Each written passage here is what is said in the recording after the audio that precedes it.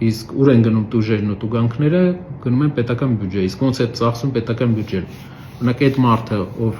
թալանի մեջ է մարդկանց մեղադրում ու մոռանում է, թե ինքը ինչա թալանել,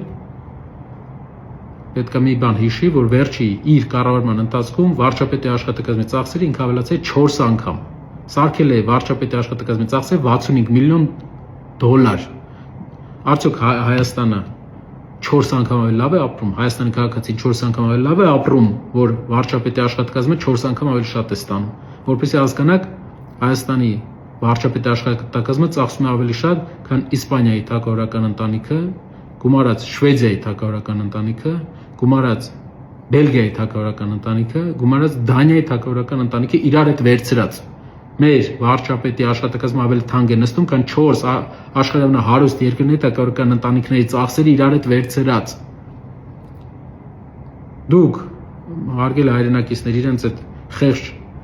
հակուկապին մի խափնվեք, իրենք լավ էլ ծախսում են, լավ էլ որտեղ ուզում այնտեղ ծախսում են, ոչ մի հաշվետվողականությունը չեն ապահովում։